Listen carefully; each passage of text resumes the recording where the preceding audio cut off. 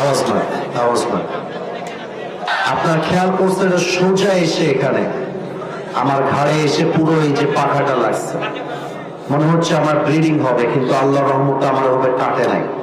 আপনি ড্রোনটা ধরে রাখেন, যার ড্রোন সে নিতে আসবে ওকে আমি দেখবো যে এটা কে। আস্তাগফিরুল্লাহ, আস্তাগফিরুল্লাহ। কে ধাক্কা দিয়েছে? তুমি কন্ট্রোল করবো জিনিসটা। ঠিক আছে, আর ডানে যে বসে যাবা, ড্রোন আরো যাবা না, দেখে দাও। চল, আর কোনো কথা না ভাইজান, বগুড়ার সুনাম ধরে রাখতে হবে, বগুড়ার বদনাম হতে দেওয়া যাবে না। যে যেখানে আছেন চুপচাপ থাকেন, আর কোনো আওয়াজ চাই না। অনেক বড় দায়িত্বের বোঝা নিয়ে আজকের এই মাহফিলে এসেছি, কেউ যেন একটা চুল পরিমাণ কোনো সাউন্ড আজকের মাহফিলে না করে।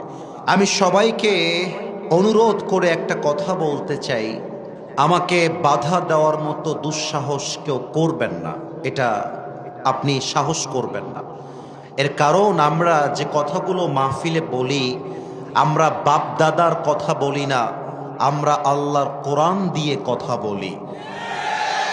এবং আমরা যদি দলিল ছাড়া কথা বলি, আপনি আমাকে ধরতে পারেন, not a big deal. But আমি যদি হক কথা বলার জন্য আপনার বিরুদ্ধে যায়, আর আপনি যদি আমাকে দলের বিরুদ্ধে যাওয়ার জন্য আক্রমণ করতে আসেন, আপনি যেই হন, যুবকরা কিন্তু আপনার পিঠের চামড়া একটাও বাকি রাখবে না বগুড়ার ভাই।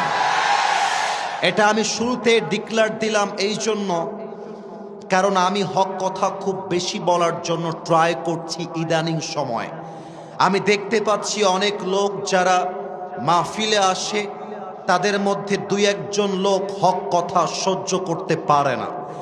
তাদেরকে বলতে চাই, প্রিয় ভাই, তুমি মাথায় রাখবা, এটা 5 আগস্টের আগের বাংলাদেশ নয়, এটা 5 আগস্টের পরের বাংলাদেশ। এখানে আমরা হক কথা বলবো বুকের পাটাকে উঁচু করে।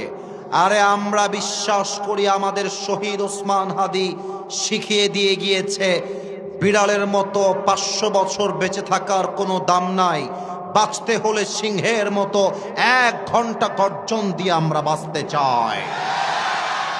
শহীদ ওসমান হাদি যদিও বা সে পৃথিবী থেকে বিদায় নিয়েছে, শহীদ হয়ে গিয়েছে, তবে তার চেতনা এখনো মরে যায় নাই।